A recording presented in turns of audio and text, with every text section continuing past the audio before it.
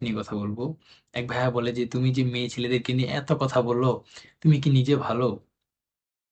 আমি ভাইয়াটার উদ্দেশ্যে বলতে চাই, ভাইয়া বুকে হাত দিয়ে বলতে পারবো যে, অন্তত আমার জন্য রাস্তায় কোনো মেয়ে কখনো ইভটিজিং এর শিকার হয়নি। আজ পর্যন্ত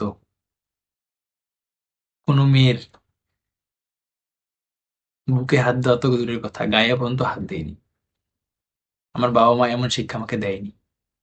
সবাই বলে না যে, বাবার এক ছেলে অনেক খারাপ হয়? এটা সম্পূর্ণ ভুল। আমিও তো বাবার এক ছেলে। আমার এলাকার অনেক ভাই ব্রাদার আছে যে তারা আমার থেকেও অনেক ছোট।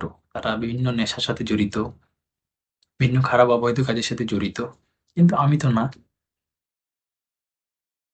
পারিবারিক শিক্ষা বলতে একটা কথা আছে। যাদের পারিবারিক শিক্ষা যত ভালো, দেখবেন তারা তত উন্নত, তারা তত ভদ্র, নম্র হয়ে।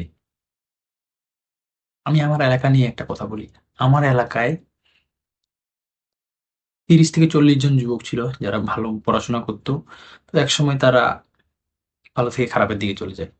কিছু যুবক চলে যায় যে গাছ অ্যাডিক্টেড, কিছুগুলো হয়ে যায় আবার নেশার প্রতি অ্যাডিক্টেড, কিছুগুলো হয়ে যায় আবার গেমের প্রতি অ্যাডিক্টেড। এই গেম খেলার কথা আমি বলি। আমি একসময় গেমে অ্যাডিক্টেড হয়ে গেছিলাম। আল্লাহর রহমতে আমি এখন গেম খেলা ছেড়ে দিছি। অনেক দিনই হয়। তো এইসব কিছু আমরা এইসবের কিছু পিছনে সময় না দিয়ে আমরা ভালো কাজে সময় দেই।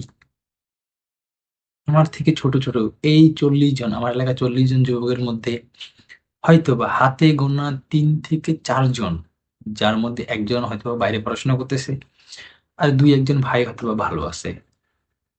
আমি আমার কথাও বলতেছি না যে আমি ভালো। আমিও অনেক খারাপ।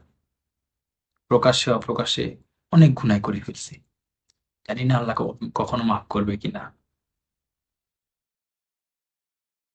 তো শেষমেশে বলি যে যারা খারাপ হইছে তারা যেন তওবা করে আল্লাহর রাস্তায় ফিরে আসে।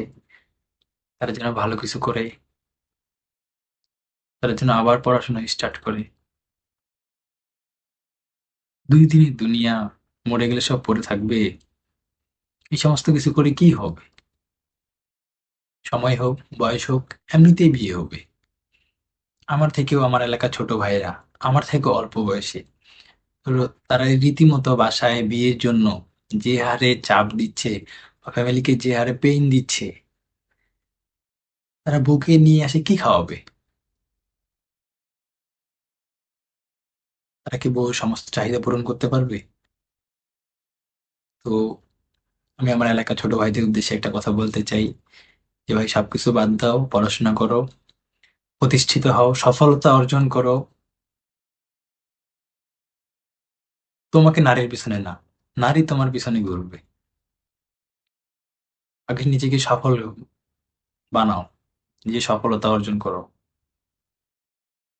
তো আজকে এই বলে আমার ভিডিও শেষ করতেছি। নেক্সট ভিডিও কালকে রাত ৮টায় আসবে।